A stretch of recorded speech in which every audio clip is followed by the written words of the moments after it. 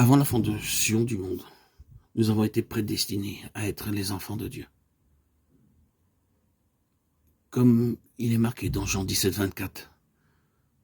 Père, je veux que là où je suis, ce que tu m'as donné soit aussi avec moi avant, afin qu'il voie ma gloire, la gloire que tu m'as donnée, parce que tu m'as aimé avant la fondation du monde.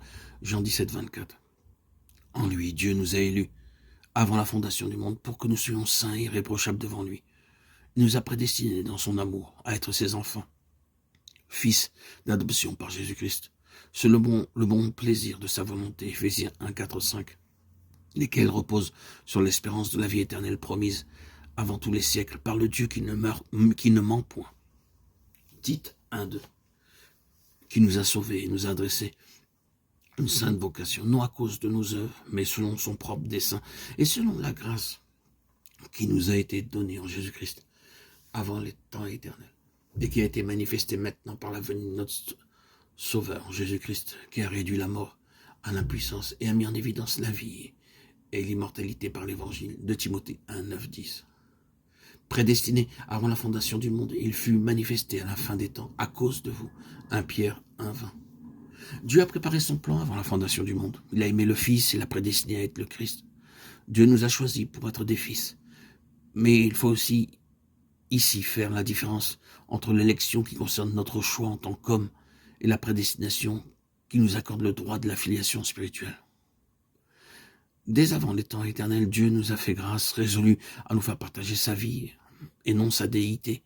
Dieu a préconnu la rébellion de Satan et le désaccord qu'il introduirait dans l'homme à l'égard de Dieu. Il a su que l'homme pécherait et tomberait.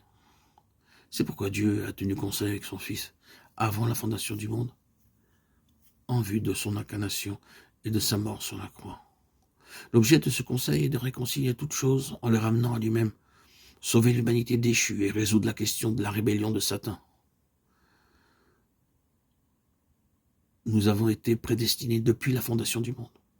Alors le roi dira à ceux qui seront à sa droite, « Venez vous qui êtes bénis de mon Père, prenez possession du royaume qui vous a été préparé dès la fondation du monde. » Matthieu 25, 34.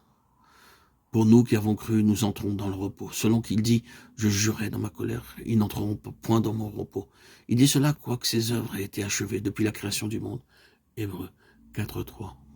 Il était donc nécessaire, puisque les images des choses qui sont dans les cieux devaient être purifiées de cette manière, que les choses célestes elles-mêmes le soient par des sacrifices plus excellents que cela.